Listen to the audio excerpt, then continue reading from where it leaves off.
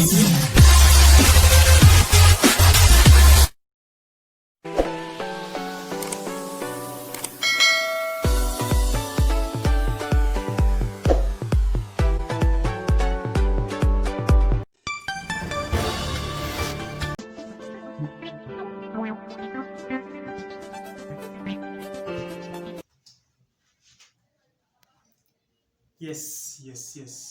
So in this tutorial, those of you who are fans of Chituzi, those energy drinks, we have in Uganda, we have Rock Boom energy drink, and many more.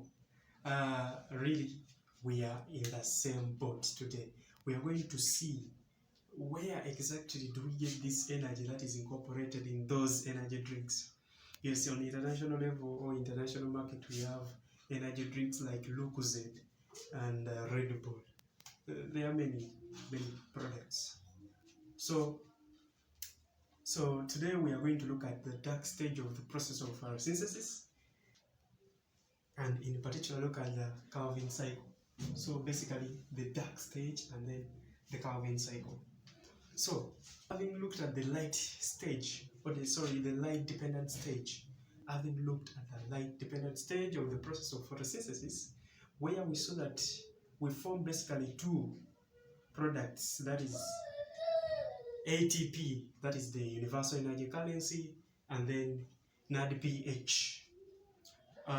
We are going to see how are these products carried on and used in the dark stage. The dark stage basically proceeds in 4 stages. I can call them micro stages.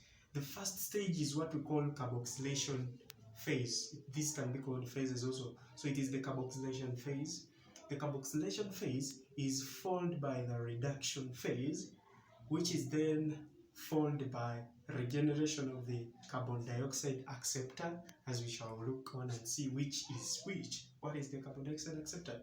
And finally, formation of carbohydrates. So how does this magic come about?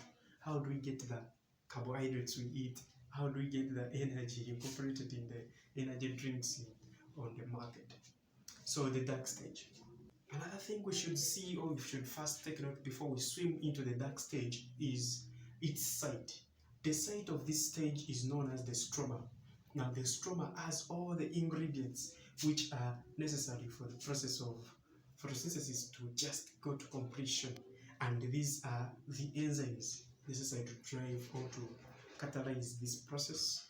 We have the chemicals, the starting chemicals, which we shall look at, basically the carbon dioxide acceptor. Then we also have in the stroma, it is availed with the gas known as carbon dioxide, as you are going to see. So let's start with this process. Let's follow gracefully. Now, it starts with the diffusion of carbon dioxide into the stroma.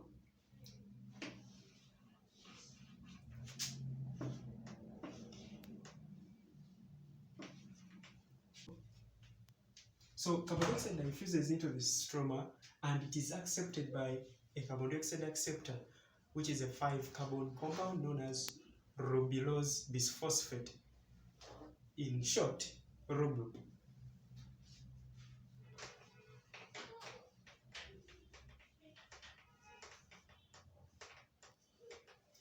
So RuBP, capital RU is standing for Rubilose, B is bis, then P stands for phosphate.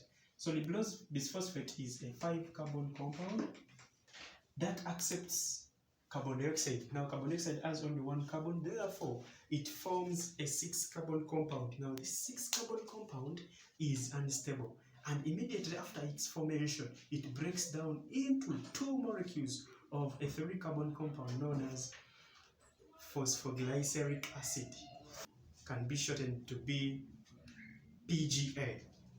So we form 2 molecules of PGAL,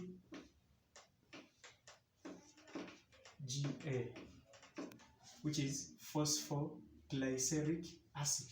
Now, PGA is also known as glycerate 3-phosphate, and in short, that can also be known as GP in short.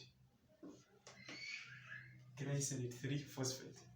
So this is the first stable compound in the process of, or in the dark stage of photosynthesis. It is a 3-carbon compound. So when you multiply 2 by 3, you get 6. This is 1 plus 5, 6.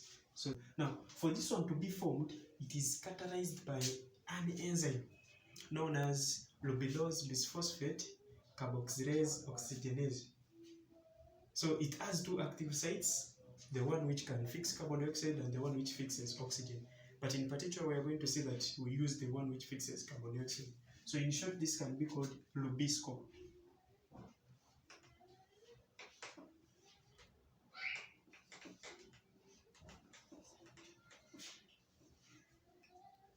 So RuBISCO, Rubilose bisphosphate carboxylase oxygenase. So we are using the active site which can fix our carbon. So it fixes carbon into Rubilose bisphosphate to form for us a 6-carbon compound that is unstable and immediately breaks down into 2 3-carbon compounds known as PGAL. Now, being a protein, enzymes are protein in nature. This enzyme found in the stroma is the most abundant protein in plants or in autotrophs. Yes. Now, first, that is our first stage, known as carboxylation. Carboxylation is just fixation of carbon dioxide. Now, stage 2 is what we call reduction phase. Now, in reduction, these 2 molecules, each of them is reduced using the NADPH, which was formed in the light-dependent stage, to form 2 molecules of PGAL, that is PhosphoGlycerAldehyde. Now, we have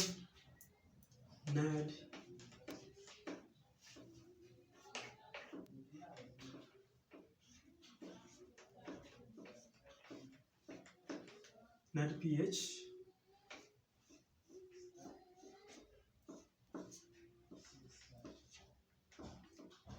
so we use this hydrogen, which is carried by NADP, to reduce this molecule. Each one is reduced to form for us 2 molecules of PGAL, a process which also requires energy.